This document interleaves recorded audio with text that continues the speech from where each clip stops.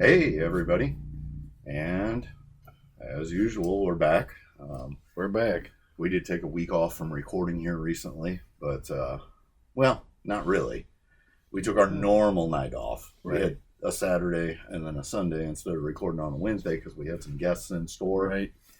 that sat in on some podcasts, so recordings. And now we're going to try to work our way back into the normal routine. Yeah, now we're just stuck with ourselves. Right. Once again, I don't know, man. That's a dark place to be. But Right. but here I am. Here we are. So first thing I want to do, we always say, here we go on a cheers, but I want to do a big cheers here. And then I'm going to take just a quick minute to talk about something that my wife recently told me that maybe we shouldn't talk about so much because it could be boring to people. The numbers side of the business. Oh, no. Everybody tells me that they love all this back end information that That's they what I never had to hear explain to her. any other way. They keep telling us that's their favorite part. But I'm here to call her out, despite that she's probably not going to watch this or listen to it. I mean, she hears me enough, I'm sure.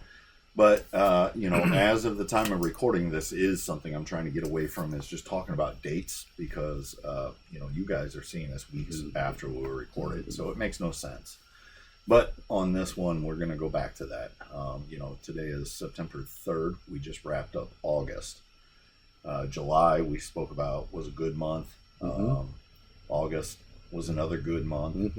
And as of the end of August, we have closed our deficit on sales revenue for the shop for this year to date, as compared to last year. We've closed that deficit. We're actually, all things considered, above it. And when I say that, this might touch some feelings. We have done far less sales this year. This year, I think we're just coping with the amount of space that we have instead of having a sale to just dump it, and give stuff away.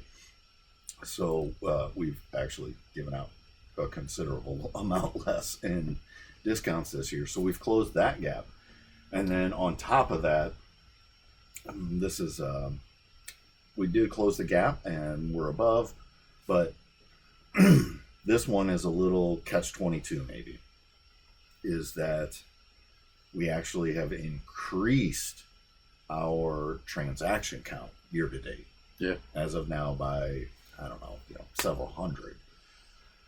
But in turn, what that does is, the sales numbers aren't astronomically over what they were before, but it lowers the average sale. But ultimately, what that means is we're bringing in more people. Yes. They don't necessarily spend huge amounts, but we're bringing more people that are new to the shop. Yeah. They're making smaller purchases, but lots and lots of smaller purchases add up. And one other thing, I can't remember how long it's been since we gave up claims holds shipping. Let's see. I'm doing math, and usually I'm way faster at it than this. 23 months. It's been 22 months. So, I mean, we basically had a whole year without it, and then another year. And we're proving that it is, again, like November, absolutely unnecessary. We stopped leading in to the holiday season of 2023. Just because we knew we were going to get busy, and it was like, let's stop, and we were going to have sales.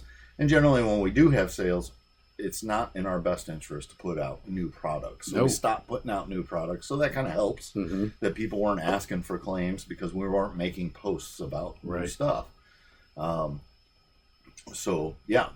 It's been, and then as we went through that holiday season, every year when we open up, or when the new year starts, we stay closed for a couple of days, like the second and third usually, so that we can just do some housekeeping. And, we're here working, but we just do housekeeping. Somebody's got to clean the carpets. Right. We got to clean the carpets. We got to maybe reset. We might readjust. We might decide on what we're, maybe, okay, even though through November and December we had all these sales and the stuff didn't really move, maybe now it's time to put it together in a wholesale lot and get it out the door. or figure out a bigger discount, something to, move it. And when we were here at that time, in January of 24, I was like, I think I'm going to continue this no claims or holds, and let's see what happens. And originally, it was only going to be, I remember we said it was only going to be the month of January. And then February rolled around. We're continuing it. And then by like June, people started asking, are they ever coming back? And we were like, I don't know. And now it really does, like, ooh, so that's something I don't have on my set list for this evening to discuss, but is that our page, social media, our Facebook page, the big page, has hit a new milestone recently. Yeah. We finally crossed over 6,000 followers. Right. It seemed like there was a little time it went stagnant, and we always are picking up. Well, and we've also had a lot of extra engagement. Yeah, just recently. It's huge. It's over 200% increase in engagement. Right, and it's not just locals. No, and so with that comes problems. Right. A lot more of, can you ship? Will you ship? A lot of disappointed people. Just like, why wouldn't you ask if we ship first before saying is this and this and that, or asking condition questions? Right. What grade is that book? Yeah, and then can you send me pictures? Well, my favorite thing to say is, it's already sold. Yeah. And that is, number 2 is, are you local? But first and foremost, it's already gone. It's already sold, because that is the case in a lot of stuff, especially when it comes to our key books, our wall books that we put out. Well, a lot of these people like to tell us, I would buy all of this stuff. Yeah. No, you wouldn't. It's already gone. Right. One guy was like, 7 or 8 days after we made a post, he makes a comment, it's too bad you don't offer shipping. I'd be buying a whole grip of this stuff. And I'm like, no, you wouldn't, because it's already gone. Like, gone. It's gone. It's not a problem. Well, 2 copies of New Mutants 98 we put out simultaneously. One guy bought both of them.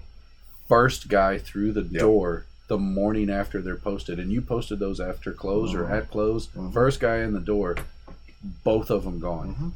And I should have went straight to Facebook and Insta and been, New Mutants 98s are gone, and headed a lot of that. That would have saved us at least 6 responses, at least. And then the other, flip of that is the nasty side that comes out from these people. Like, well, I would have bought this, and this, but good luck. Well, good luck again. Back to what you said, they're already gone.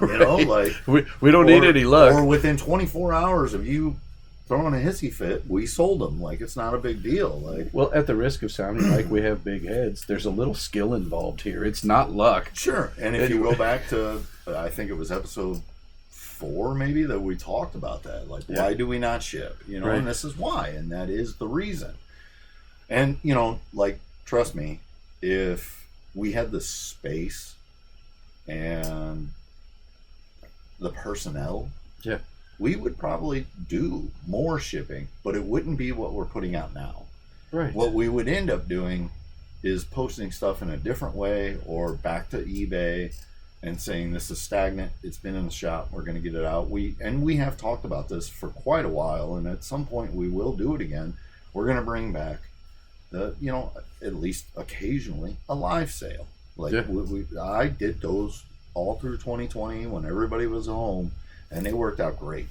And I mean, we did fantastic with those. And at some point, we may try to start selectively pulling stuff just to put out an offer on that. Finding the time. Yeah, that's really what it is. It just like this podcast, it'd have to be after hours.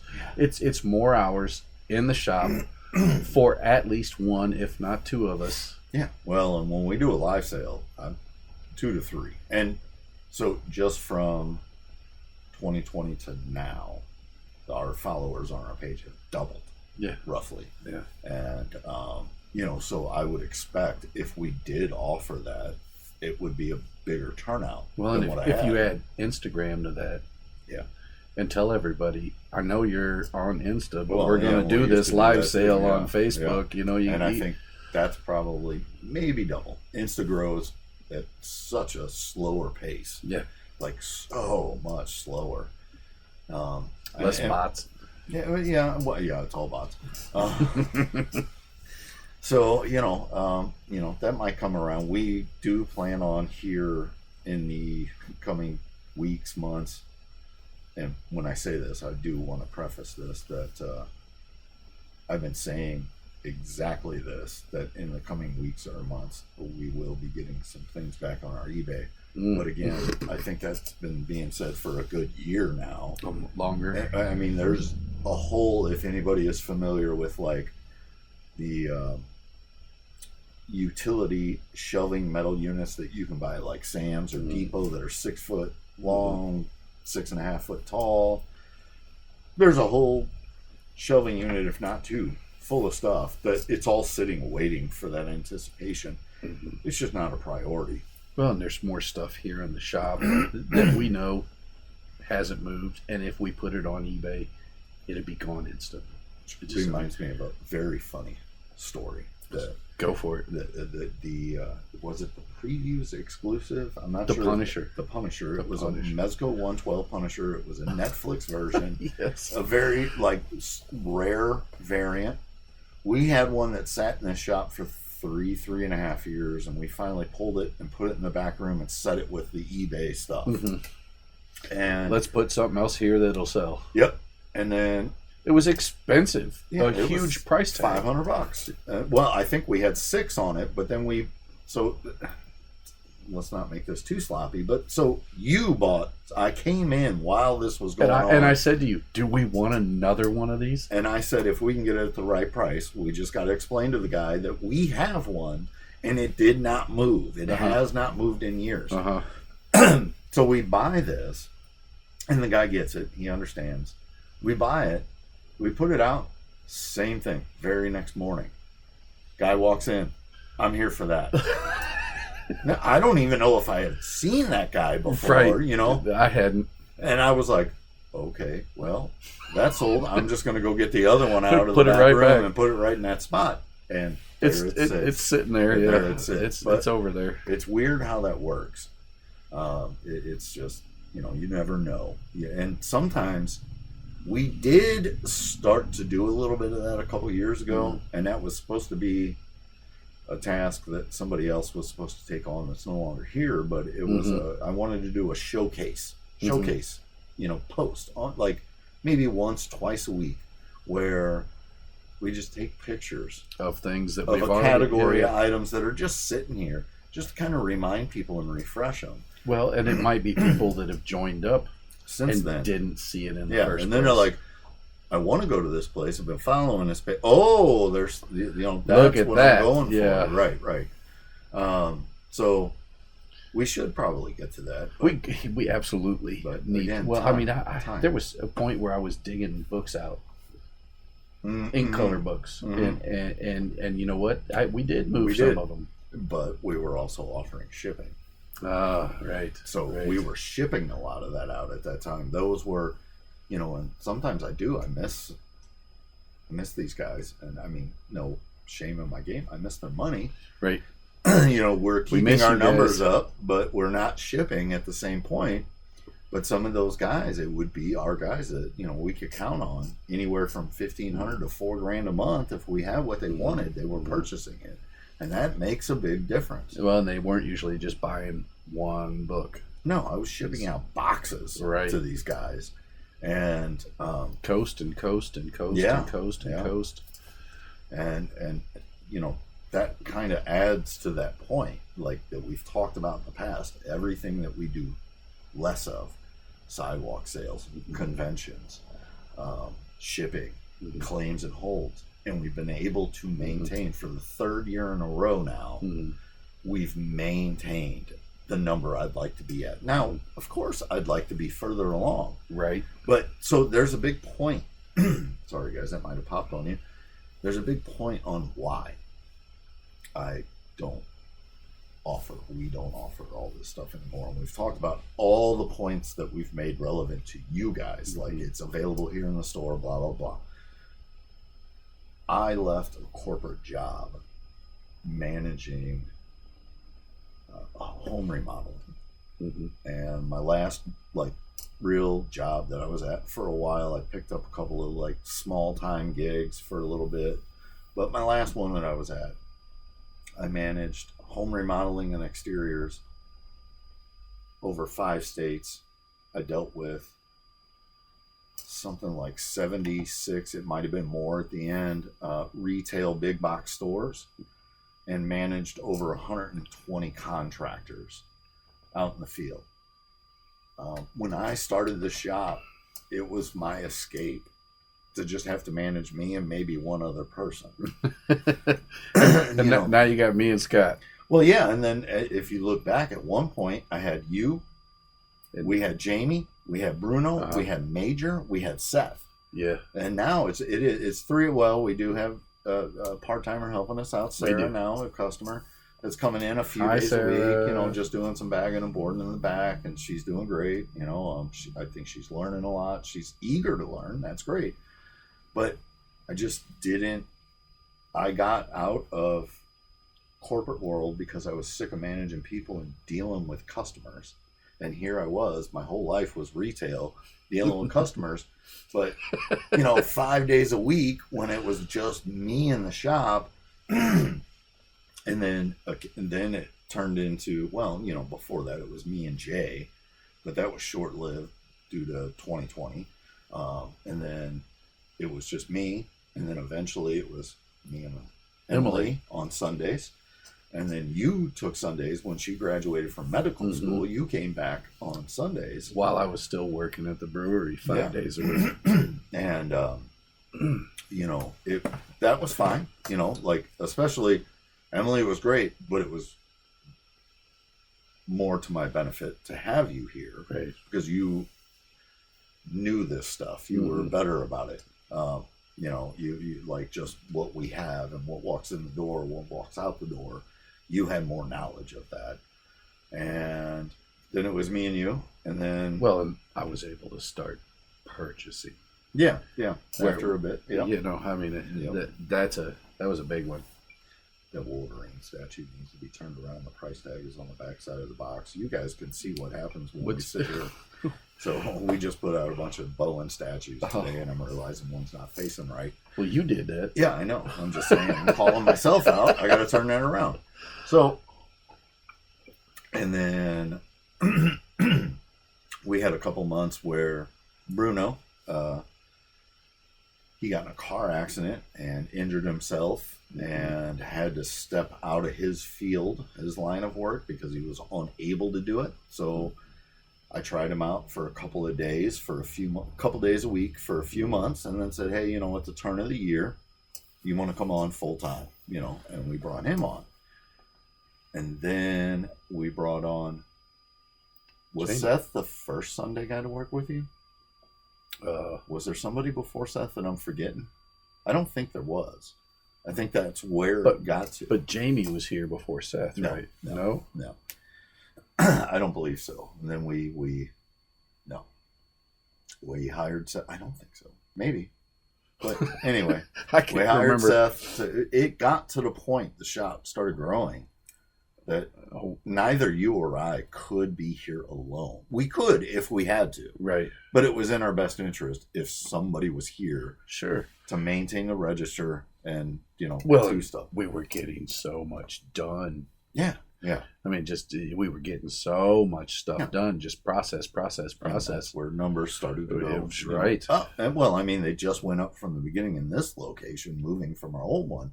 But they just kept going up. Well, it makes it less scary to keep buying when you know you're processing at a certain level. But we did also go through a time that we were like, we're going to buy everything. Yeah. And now we are I honestly think we say no currently. No, more. But we might be buying more. Yeah. Oh, yeah, I'm sure. I think we're buying more. We're being more a little selective. Correct. Yes. Right. But sheer quantity. Probably more, if not the same. Lord, I mean, that back room says it. The store says it. Oh my goodness! The storage unit. How many toys we dropped into this store this week? Yeah. These past couple of days. Yeah, same. I'm tired. So I don't know if I'm ending this subject like I. Oh, well, yeah. So then we brought Bruno on. Yeah. Full time. Then we brought on Jamie part time. Mm-hmm. And then we also had Major helping out, my kid. Right. And then, so it was a big crew for a while. Mm-hmm. And then everything kind of took a downturn for a little bit. I guess just by fortune, maybe is the right way. And we've talked about this a little bit. Both Bruno and Jamie, they didn't leave because we couldn't work them anymore. They left because they were pursuing. Bruno was able to go back into his field. Right. Jamie got a promotion, in his, full-time job. Nobody got pushed out the door. No. It's just sad to see them leave. Seth, anything. unfortunately, Seth was the first to go with the downturn when we had the winter months of this year and our sales were down. I just couldn't afford or justify to have him here for those days. So, it was different. And now it's kind of like, ooh, if I had the space, I'd probably hire a couple of other people, at this point, because we could be, I know what I've done on eBay in the past as a part-time or a side thing for the shop, or when I was doing conventions, and I know what I made then, and I'm like, ooh, we could really start to kick things into high gear. We could pay for those people and profit still. So I don't remember what it was that you said. Oh, we're buying so much more. Well, we need to talk about the 2 trips, the collection. Yeah, that's the segue you led me right into. Yes, sir. So, last week, so 2 weeks ago, we got a call here at the shop. It was on my day off. Scott took the call and talked to a gentleman in Fayette, Missouri. So if you're in the Missouri area, this is about 25, 35 miles, I think, northwest of Columbia, Missouri. So it was about 2 hours away. And maybe only 20 miles. But anyway, so we got referred to him by a shop in Columbia. And that shop is getting a nice little referral check for this deal mailed to them. I got to do that. By the time this comes out, he'll have his money. Trust me. Yes, he will.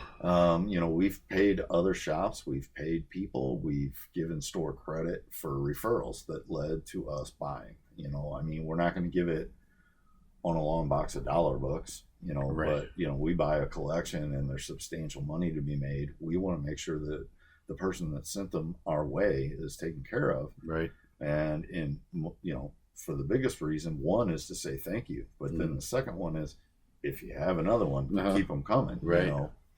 And I know the shop owner, the current owner of that shop now. He's had it for a few years. I've known him for a long time. So it was great.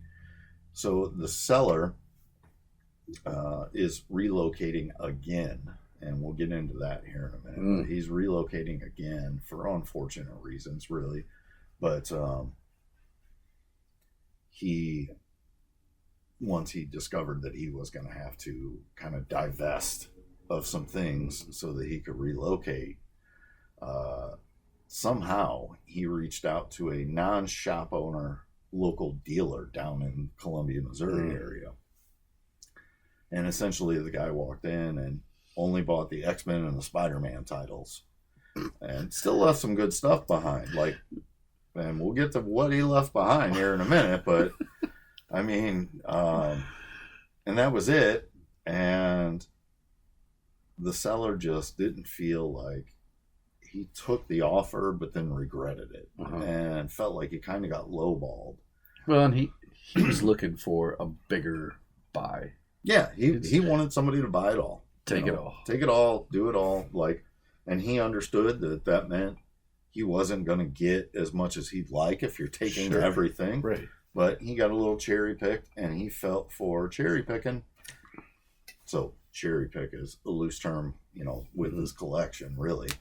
But he felt like, he probably should have got some better money. So he called his local shop, I guess not really local, but out there.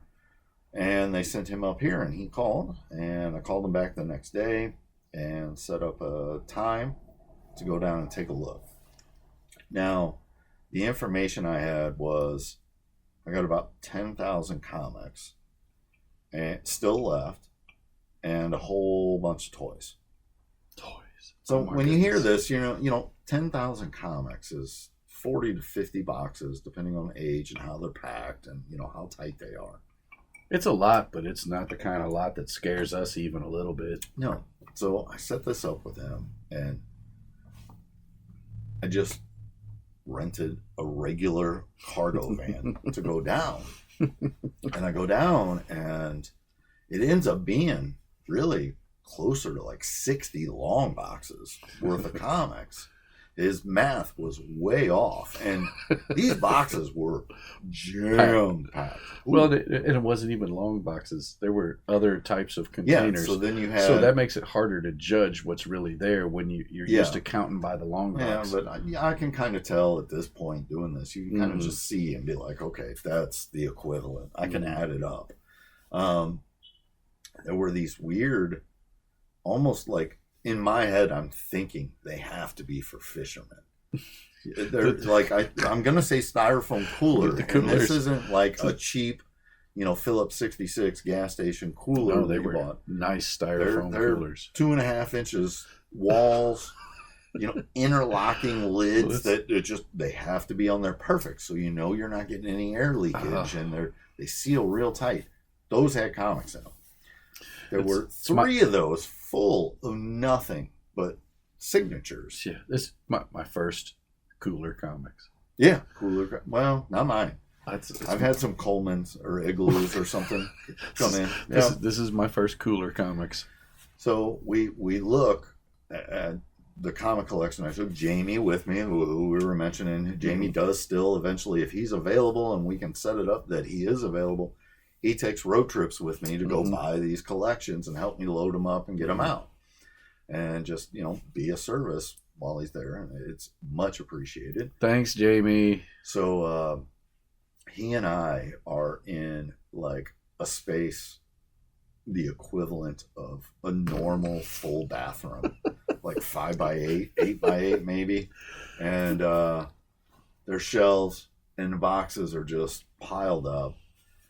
And there's workout equipment in the middle. So shelves on 2 walls, workout equipment in the middle of the floor, and we essentially had to pull a box, look at a box, put it back. And the problem was, like with those coolers, they were too deep on the bottom, on the floor. So you got to pull one out. But the nice thing was, my back appreciated. You could pull the second one out and set it on top and look through that. So we looked through all of this. And I talked to the seller, and we agree on a price. And there was some great stuff. We have sold those New Mutants 98s that you were talking about came out of there. There was still some plenty of fruit on the tree, let's say. The guy had some books. Yeah. And we haven't even scratched the surface. He had a box that he felt was the best of the best.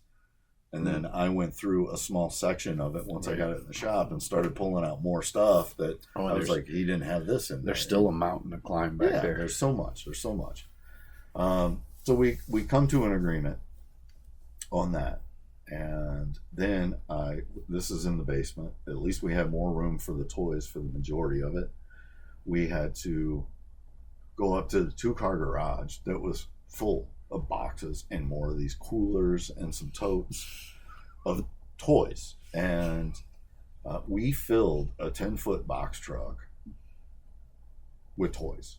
Nothing but toys. So this took me 2 trips. We agreed to the comics. I paid him that day. That was on a Monday. We packed the van. And he was like, well, do you want to take some of the figures with you? And I was like, well, one, I would rather wait until we make an agreement on it, price-wise. Strap them to the top of the van. And then I was like, I don't think we have much room. The van was packed. We did post pictures of this on Facebook and Instagram. And the van was packed. So then I set it up to go back down to see him Wednesday. And I took a box truck. And we finished, at that point, that's when we had to kind of see the last, maybe 1/15th, of the toy collection to go through it because he was still pulling stuff. So what I haven't mentioned, this is a hoarder house, and there were pathways everywhere. Oh boy! And when we took all of this out of his basement, outside of where the comics were, I really don't feel like we made any room. I was like, where was this stuff? You know, like at one point, Jamie's in this corner of the basement reaching under shelving units and like has to move stuff to get stuff What out. else was there? There was like vintage train sets. There was taxidermy. There was bags of empty pill bottles. There was just stacks of newspapers. I mean, this is where I either need a pair of smart glasses or a GoPro so that I can start recording what I go through to bring this stuff back. That had to be Brad Pitt over and over and over. What's in the box? Yeah, What's in the box? What's in the box? Well, I mean, you start wondering what you're leaving behind if you don't get to look. Well, there was, I wouldn't say like compared to the size of the collection, but still a good amount that he did keep. And there was times I was like, is that up for grab? No. You know, I would have to ask, you know, and because he would have a tub sitting there that wasn't up for grabs, and on the next shelf down was tubs that we were taking, you know, and it was kind of, you know, it was all over the place. Now you got my mind racing with what was left there and what he kept. Well, my mind the whole time, like, there's about a dozen random Sega Genesis games with all these toys. And I'm like, okay, I'm skeptical. Was he, or curious, I guess is better, was he buying these because they were related to comic books mostly? There's a couple of Sonic ones, but I think all the rest of them were all, you know, comic book stuff. Or is there also a video game collection that, you know, that I don't know about? Right. And that's likely. I almost want to text him and ask, because also in his office where he was starting to move. Now that I'm hearing this and you don't text and ask him, I'm going to be very There disappointed. were 4 computer screens set up and stuff, so the guy's probably gaming. So maybe, I'll dude, reach you're out to going him. back down there again. Yeah, probably. I was tired, dude. This was 2 days. No, is there going to be a box truck of video games? I don't think so. I don't think so either, but, you know. Might be my large SUV, you know, possibility. So, 2 days, 4 hours round trip each day to go down there and do this stuff. Luckily, it wasn't like, you know, 105 degrees outside. Y'all caught a huge break on the weather. Oh, yeah. I've seen Jamie and you come back here on these trips before. That's always the joke with half Jamie. Dead, yeah. That's where we go, and it's the hottest day of the year. It was last year, I think it was September, when we went to Springfield, Illinois. Right. And bought that box truck, 15-foot box truck full of nothing but comics and graphic novels. I mean, and maybe like, you know, 30 toys. It was all comics and graphic novels. Yeah. And it was like late September. And it was like 98 degrees. We were dying. When 2 years ago, we went to pick a barn full of toys twice. And both times they said, this is the highest day on record this year. And I kind of felt bad for Jamie. I'm like, look, I'm not literally trying to torture you, you know, come on, you know. Like, so the whole day he's going, why'd I do this? I should be at Trader Joe's. But then every time I ask him, he's like, yeah, I'll do it. I got time. I'm off. He wants to do it. It's been long enough since the last one that he forgot. Right. I think that is how I enticed him. I was like, you know, maybe low 80s this week, you know, when we go out there. He was like, yeah, I'm down. So, you know, we loaded all that up. We brought it back. And this is going to lead into a little side note off of my playlist here. So somebody saw that we bought this collection of comics last week.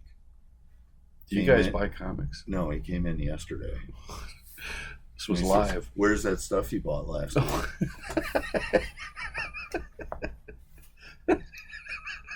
What?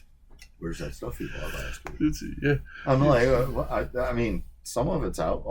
At this point, all we have literally done is put out 20 to 30 books that were just wall books. That's it. I mean, that person is not processing what a van load of comics actually looks like. And if you come in here ever, there's comics everywhere. even if we were able to process Where do you think that they're fast, going? where the hell are we Right. going to put Right.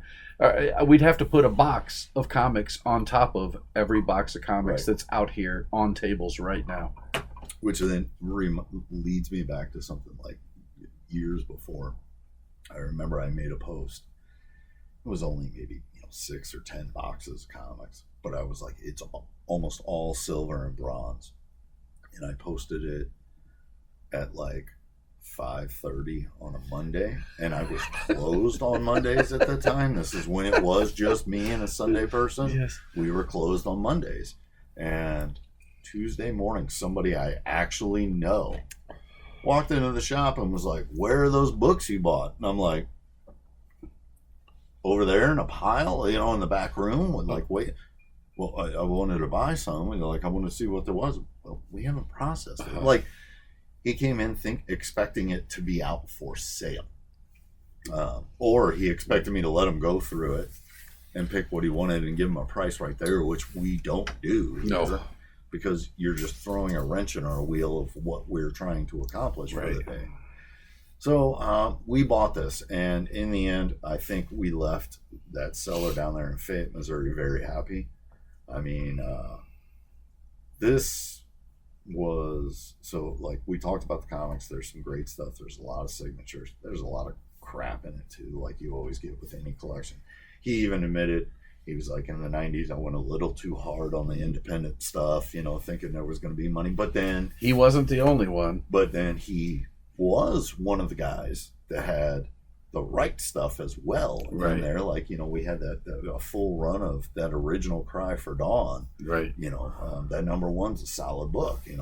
There's some other stuff and some of the variants for that title. And it's great. But then the toys. Marvel Legends. Yeah, when I say a box truck of toys, it's probably really about 80% Marvel Legends. I've never seen No. so many Marvel Legends in one place in my Like, life. If I was an insane person, I would open a Marvel Legends store. Somebody be like, "That's a good idea. Like, I could buy this collection," and like that's how many there was. Well, I mean, this week we are becoming. The Marvel Legends store. Yeah, that's I said earlier today. Right now, we're STL toys and comics and more. I mean, Right. that's what's happening Right. right now. Well, and it is. We are pushing out. I mean, I spent a lot of money, on this collection, so we're pushing out the toys Mm-hmm. because the comics are just going to take time. There's Mhm. a lot of pressing that's got to be done. Obviously, we're not pressing the whole collection, No, but there's just a Oh, lot of Lord. processing. Lord to have them. mercy, thinking about that for even 1 second. Yeah, well, but literally almost every wall book I've pressed, Mhm. that's come out of that collection. Not all of it, but at least 90% of it so far. And I've only just flicked at it a little bit. We haven't even really dug into this collection yet. But I knew there was money sitting there with these toys and stuff. So, And I a mean, lot of it would fly out Yeah. quick. And we've had guys here, some of them well, 2-3 times already. Well, because it's been 6 days of us putting it out and posting it, and just What's funny is we'll get a post or two out early in the day, and they're like they're driving here because they saw something, and it's like, we're happy you're here. We understand that you want to get that thing before somebody else does, but you're probably going to want to hang out or come back. Yeah, because I'm gonna make 4 or 5 more posts today. And that's the thing, like especially when it comes to toys, is somebody could come here to get something because they saw our first 2 posts on Toy Tuesday, which it's kind of gone to crap. It's just every day now. Well, it's Toy Wednesday, Toy Thursday. Yeah, we're pushing the stuff out, and I mean it's working. That's fine, but I'm literally sitting on a post and a half right now since you walked in the door. That is about to come. I didn't make my last one. That's great. So there's another one coming in the morning, y'all. See, so that's how it goes. Like you get that last picture, and you're like, oh, you move on to something else, and you forget about it sometimes. Well, yeah, we had to start a podcast. yeah. Time to close and start filming. Yeah. And then, so of course, our continual problem is the shop is probably busting at the seams more than I've seen it in about 2 years. Yeah. Since those barn picks that I was talking about, that was all toys, and it's toys that cause us to bust.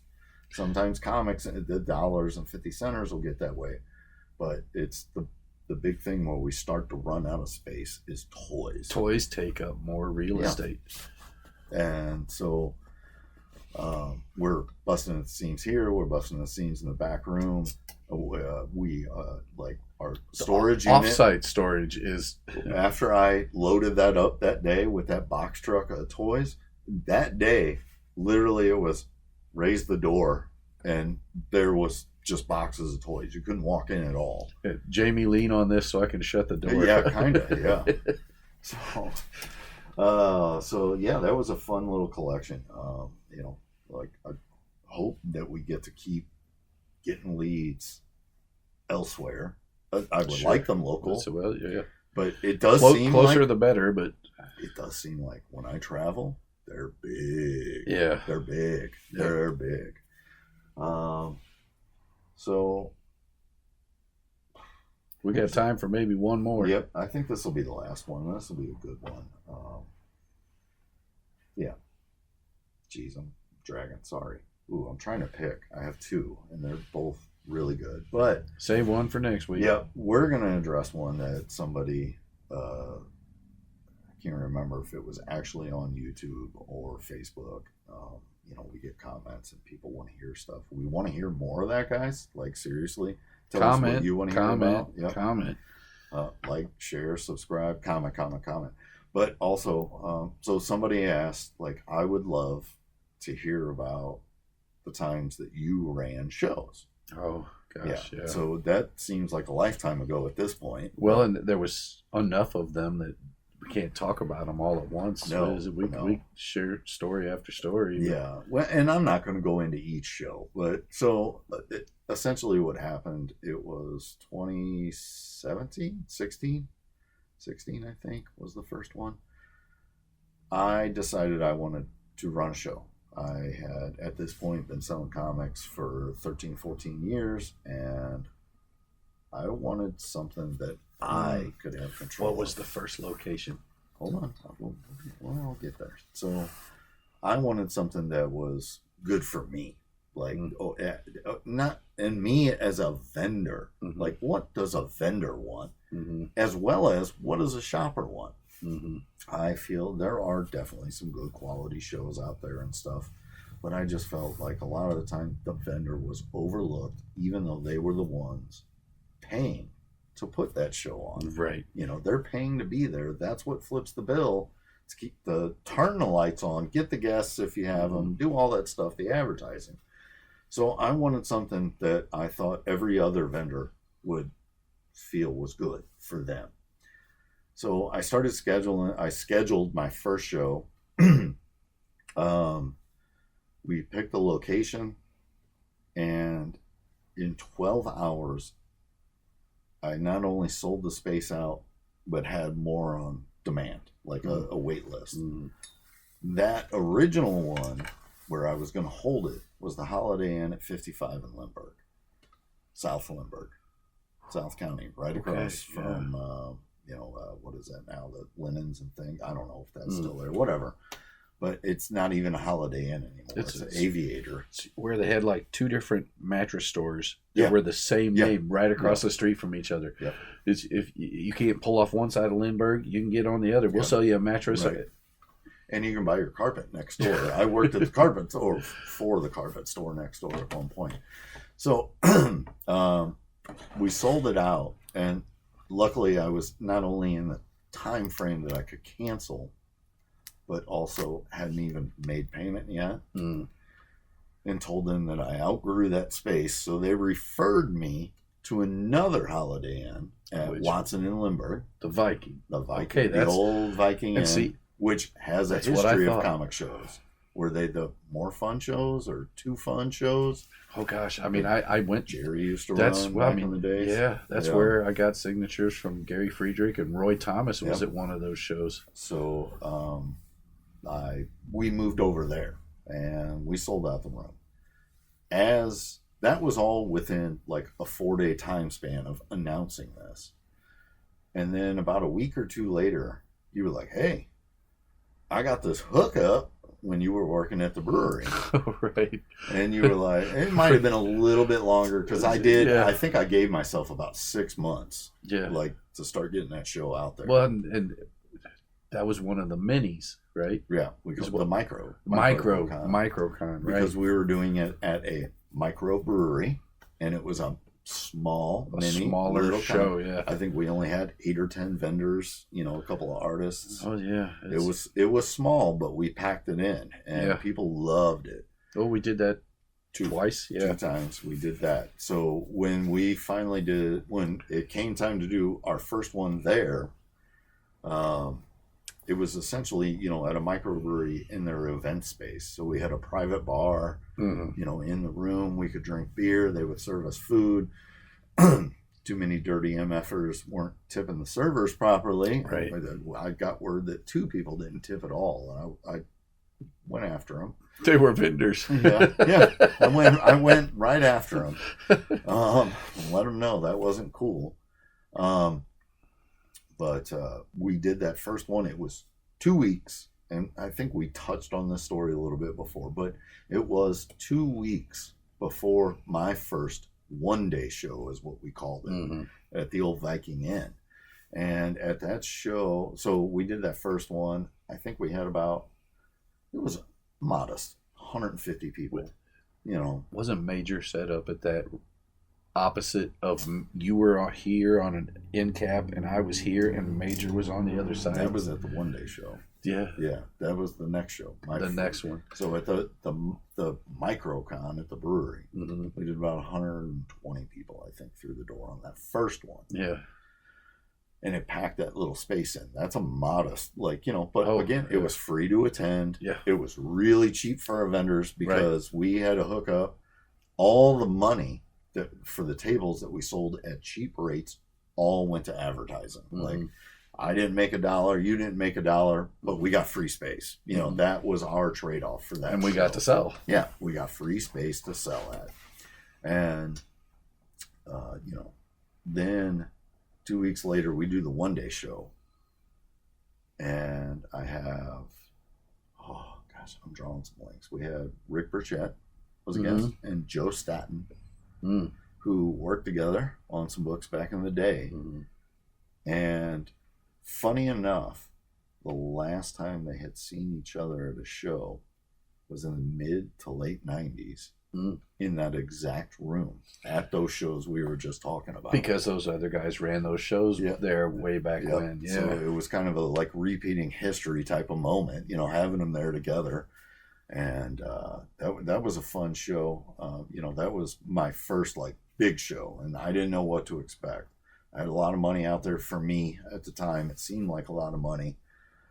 And it was. And, first time out with a modest budget, we had almost 600 people through the door, and it was fantastic. And we did that show 3 or 4 more times over the years, a couple of years. So that was, all shows stopped at 2020, and we'll get to that. So I started doing those shows, and then I was looking at the microcon that we were doing, and we did the second one, and our attendance doubled.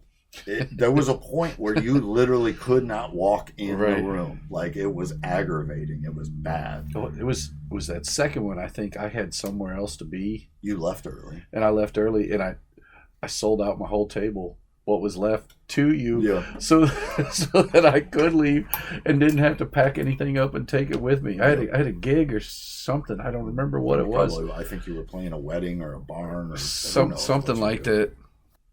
So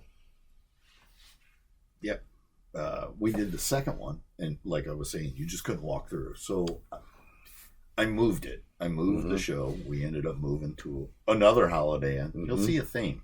A lot of that comes from my corporate world and earning points and getting discounts and all this stuff prior to doing this stuff. Well, actually, I was working a full-time corporate job at this time, running all this stuff.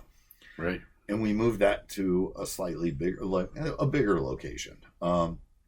And it paid off.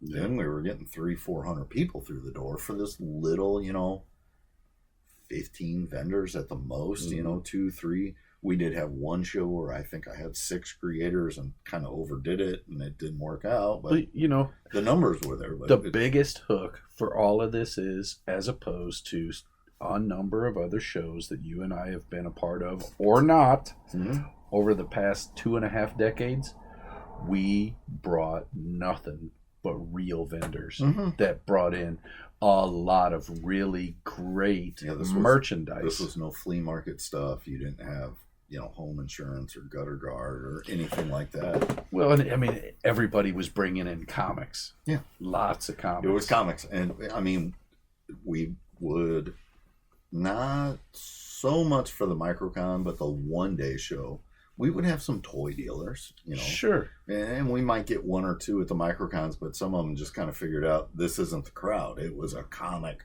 show. It was... So not only did I want to have something that I felt like as a vendor I would want to go set up at and feel good about. It's something we'd want to attend.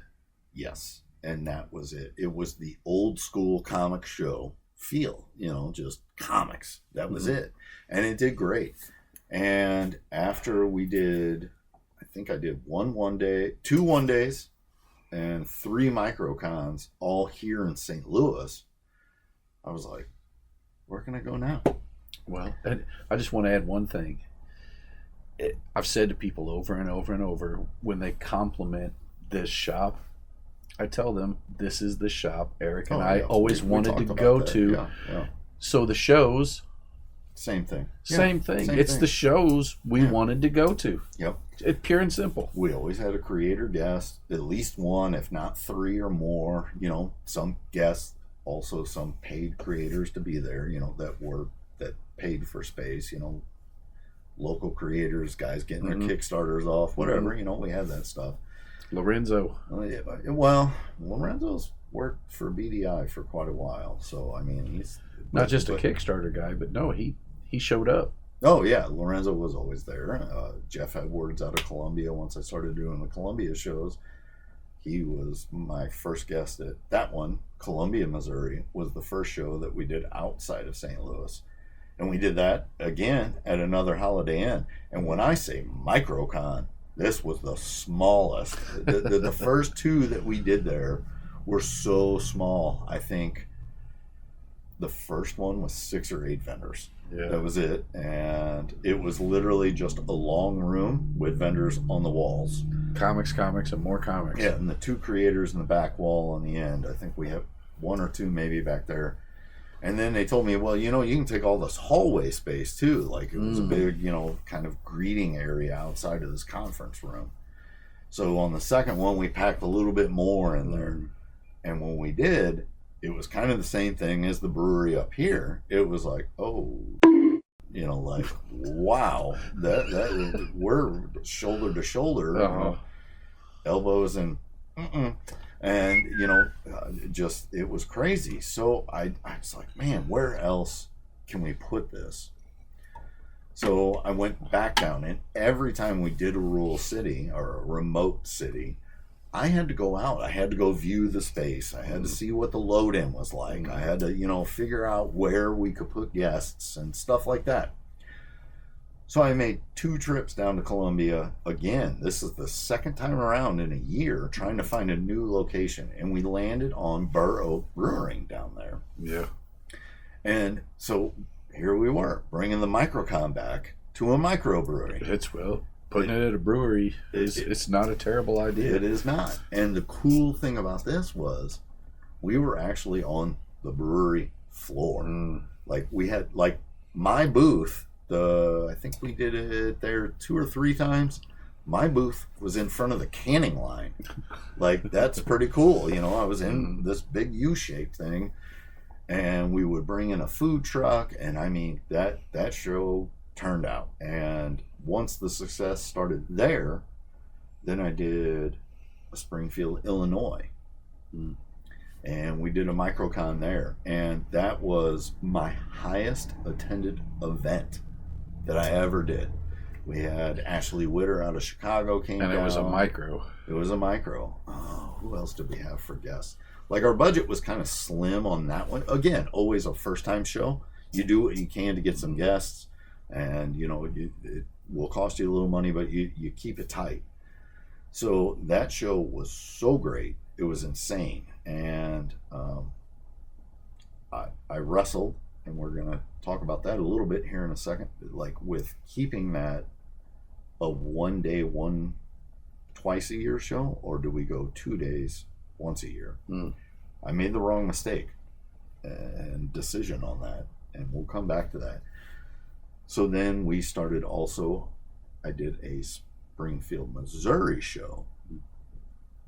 That was the biggest challenge. That was the furthest away. It was almost 5 hours, 4.5, 5 hours away. That was doubling what we were doing in these other cities, right. Distance wise. And boy, that means you got to stay overnight no matter what. Well, yeah. And I mean, we did, when we ran a show out of town, we generally did anyway. We stayed at least the night before. We would come in to set up, and then if we couldn't set up, sometimes that would happen too. They wouldn't allow us to set up the night before. Right. I wanted to be there so I could be up at 5 o'clock in the morning, and making sure that room was Give me ready. The keys. Yeah, ready to go. That show did okay. We had we had Cullen Bunn there. We had Stephen Butler was the guy I flew in for that show. Ryan Kincaid. I think Andy Parks was at that one as well. I mean, Andy did a lot of our shows out of St. Louis, oddly enough. All the shows I ran in St. Louis, he never was a guest there, but was guests at all my remote shows. And that was actually the last out-of-town show I ran. So that was November of 2019. You back up to August of 2019. That was the second Springfield, Illinois show. And the bad decision that I was referring to that I made was I'm going to go 2 days. Instead of 1 day, twice a year.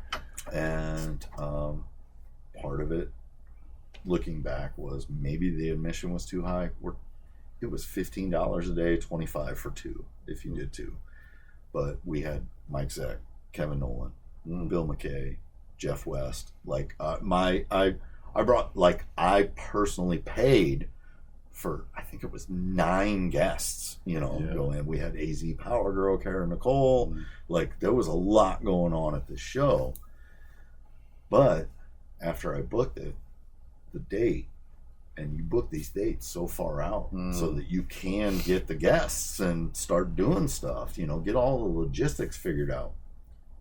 I found out it was the same weekend as the Butter Cow, Illinois State Fair.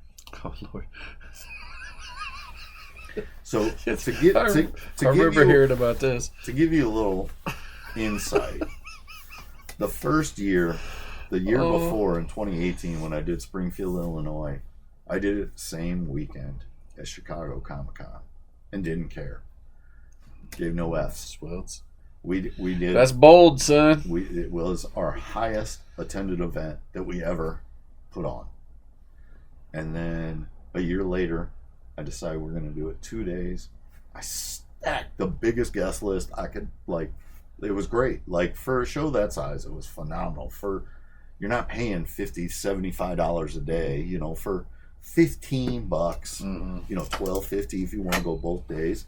There was a lot there. There was good dealers, and then that doesn't even amount to all the other thing that was stuff that was going on in the vendor room. There was a lot, and it was all one room, but except for the panels. And we did 30 less people on the 2-day show than we did on the 1-day show. Both days put together. Yeah. So that was a crusher. I actually lost just under $2,000, which isn't huge, but at the time for me, when I was trying to build a brand and a business with doing this, losing $2,000 hurt really bad. It was a deep cut. And Mike Zeck, he told me Sunday night at the end of the show, after I cried writing him his appearance fee check, we went to dinner, and he told me, he said, it was a beautiful show. Like, he said, everybody that came up to the table said they love the show. Great. He was like, just wasn't enough people. You know, like it was beautifully run. You guys took care of us. Bill McKay said he had never been treated so well and had never had so much fun with a convention crew, you know, like my team that was running it. And that was the thing. I was paying. This was remote. I had outside of guests, there were like 6 or 8 hotel rooms I was paying for 3 nights for people to come help me run this, and you know, like paying for their meals and paying for all this. So I mean, at that point when I said I lost just under $2,000, those numbers weren't even in there. Like the hotel was meals, drinks, T&E, you know, travel and entertainment wasn't all in there at that point. So I probably ended up losing a little more, like $4,000 or $5,000 on that show. And it hurt. And it left me in a position of like, I don't know if we're going to, like, maybe we just go back to the one day next year. And then it also, I cannot shake this here almost, you know, 6 years later, exactly, a little over 6 years later. I should have done that show in St. Louis. But my reasoning behind it was in Springfield was that I can catch both St. Louis and Chicago. Yeah. But Illinois State Fair. Yeah. What you said, the butter cow. Go bet the butter cow. Everybody wants to see the butter cow is what I learned. And I mean, I think Whitesnake played one night. Snoop Dogg might have been there. I think. Like, there was a rapper. I swear there was a rapper. If they booked Whitesnake, they did not. I swear. Come on. I swear. I'm going to look this up, and we'll have this next week for you. I'm going to find out who was there that year. See, you got defeated by Whitesnake and a butter cow. Yep. So the odd thing was, pretty much, just a couple weeks later, that is when we've talked about before how the first shop location opened up inside of the antique mall. That was when those discussions started. And it took a few months to flesh out. It came to November. And when that happened, it was like, well, I got to focus on the shop. You know, like, I don't know, like, you know, I announced that, you know, I think if we're running shows, they're only going to be in St. Louis because I just can't be spread out like this. So we opened the shop and tried that, you know, experiment in the beginning. And we also have talked about this. I had these booths at an antique mall, and then that led to me building a shop, really, inside the antique mall.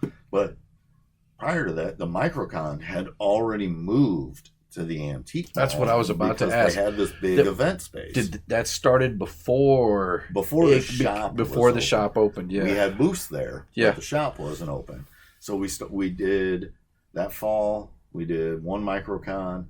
The last show I ran was February or March of 2020, right? Not too long before COVID. It was a Microcon.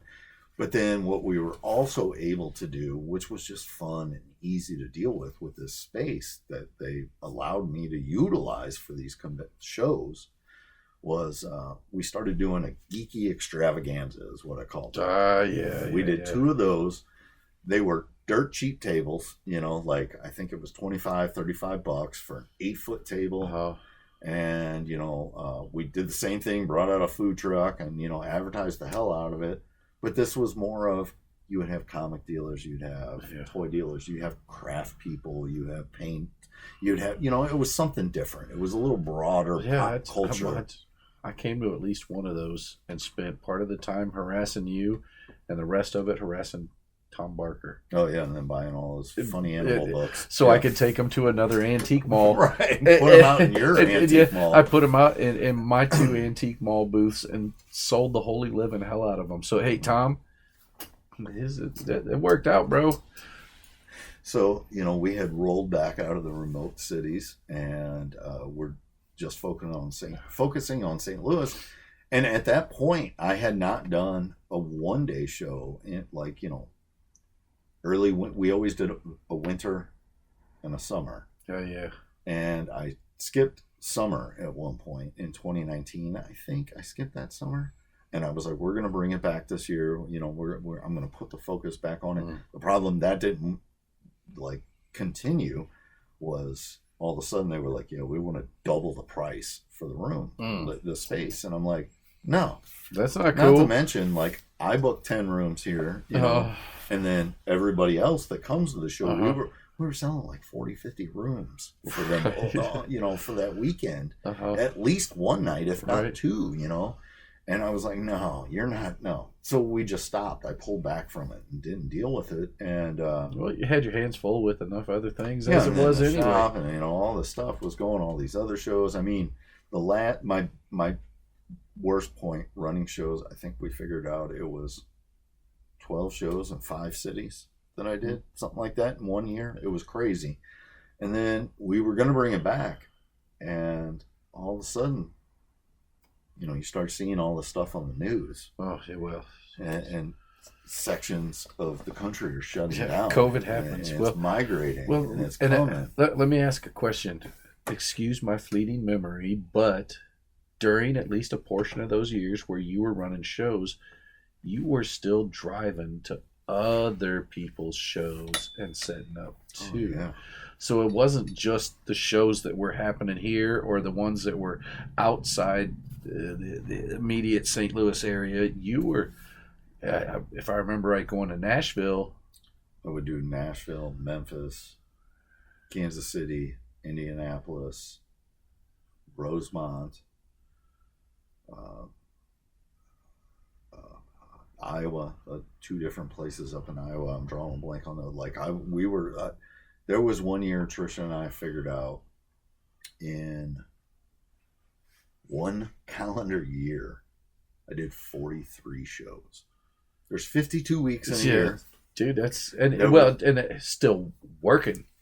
Yes, and I was working a full-time job, and then, and when I say full-time job, I was upper senior management for a large corporation, manager, like we just talked about. All that stuff I managed, like I wasn't working 32 to 40 hours a week. Well, I was working 50, 60 hours. How you didn't have an infarction? Well, I think it's catching up with it. Well, I mean, we're getting older now, but during those years, the amount of stress you were putting yourself under, just pure work. Yeah. Over and over and over. All I did was work. And I remember there was a time, I think it was 2018 or 2019, in an 8-week period, Tricia and I went to, it was 7 weekends of conventions. And I think it was 10 different cities, like in 7 weekends. There was times where on Saturday we do a show, pack up, leave, and go to another, or drive back home to do a local show and stuff like that. And it boy, that was tiring. Adds up. Yeah. So then everything started to shut down. I had prepaid for my 2 biggest shows that I did not run. Right. And would travel to Planet and Indiana. Right. So KC and Indianapolis. Planet's a big ticket. That was those booths are. Yeah. So I got lucky. Woof. I got lucky knowing the promoter. I don't know. Anyway, I got lucky. We'll just say that. And then Indiana, immediately, once everything got shut down, they said, we're going to refund your money. We're not going to hold it and carry it over to next year like some other shows did. And I was fortunate enough that I was getting back all this. Now, with that being said, I was still going to run Columbia, Missouri that spring. Because they weren't shut down? No. The plan was I was going to do St. Louis and Columbia. I was going to do Como because it was close enough. It was manageable. And I knew the numbers, and I knew the venue. We had done a few there. It was going to be good. That was the only out-of-town one I wanted to keep doing, because also it was on the brewery floor. I mean, still to this day, I have people that have either attended it or set up as a vendor. Are you going to do it again? It was my favorite show ever. Yeah, I love the atmosphere. I loved it. It was great. It was fun, and I was able to get all my money back and shut all down. So COVID killed why I run shows. Opening the shop slowed it all down, but then COVID killed it. And since then, this shop has gone. yeah, and that was, well, okay, so then 2020, the first half of 2021, well, no, 2020 was survival mode. Sure. I had to focus on what I was spending money, like the rent and everything for that first location. I had to keep the doors open. I had to make money. And then 2021 hit and everything just started going upward and changed drastically. So, and now looking back, you know, I'm getting asked less and less as time goes on. But you're gonna run another show? Yeah, you're gonna do it. I'll be there. I'll set up. I'm coming. I'm gonna shop. And well, you know, I mean, it's easy for the vendors to ask that, but it's funny when a customer asks that, and my answer always is, "We're running a show here 7 days a week." So there is one thing that I have definitely learned is that once I stopped running shows, all those vendor buddies that I had all kind of fell by the wayside because I didn't have anything to provide for them anymore. Right. And then I started to look at it. And what can you do for me? What was I getting out of it? Right. You know, I was making a little money, and I'm serious, like modest, little money. Like it's an expensive endeavor. Months into planning and emails and phone calls and scheduling flights and hotel and rides and all this stuff for all these people, and to make very little return on that. Now, the benefit was I got free space, and at all my shows, I had killer freaking days. I mean, I had great days. Sell. I was selling like crazy. That was great. And it didn't help that you were the promoter and could take the biggest spot in the room. I mean, I no shame in that game, you know, like, and I mean, when I say the biggest spot, you know, some shows we're talking 4 tables, you know, it wasn't that, you know, like, I think there was a couple. I may have had 8, 10. Well, but at the same time, some of those other vendors would have easily had opportunities to be the first guy in and say, "I want 4 tables too," and you would have sold it to them. Yeah, absolutely. So it's not like you were taking something away. No, most of those guys couldn't fill 4 tables. Some of the smaller shows, I did put 2 table limit. Just because I don't want 3 dealers in a room. Right. You know, I'd like to spread it out a little bit. So more different merch is a good thing. It wasn't a profitable venture for me, really. Right. You know, again, I made money, but it wasn't worth my time as far as profitability goes. Right. And sometimes you're robbing Peter to pay Paul. You know, you're booking rooms in, you know, the event space in advance. You're booking flights and hotel and, you know, all this stuff in advance, and then just hoping that in the end you get the return, the money comes back. And, you know, generally it did almost always work out. Roll the dice. Yeah. So, you know, as that went on, and then it wasn't just, you know, I made that personal jab at some people there, you know, that they kind of fell off as friends or, you know, acquaintances, but why I do believe in investing in the community. And I don't just mean that, like, I do things personally in the personal community, but I mean in the collector community. But why would I continue to do something that I'm not going to get a return on? Right. That doesn't benefit me in some way? And that may sound selfish, but I think that we're doing a lot, and I'm just going to put all my effort here. Now, with all that being said, well, we're doing the best that we can with this right here to bring everything we possibly can to our local community. And especially once we shut off all the claims and the shipping, it's all local. And now I'm traveling out of town to bring stuff in for you guys. Right. You know, I always did. But now that's all it is. I'm bringing it and dumping it right here. Yeah, we're not sending it to New York and California. Oregon, Washington, Nevada, Texas, and, you know, everywhere. Right. You know, it's all right here for you at your fingertips. And it not only services me and you the best, but it services the clientele. Yeah. And I'm going to end on this one note you just said. We're getting older a little bit ago. It's all getting harder. And I you were like, how did you not die doing all that? Yeah. Well, and now, I put in hours. I don't work you work 45, 50 a week. Give or take. I'm 50, 60, generally. I work a lot of my days off. And I am getting old. It is getting so much harder now.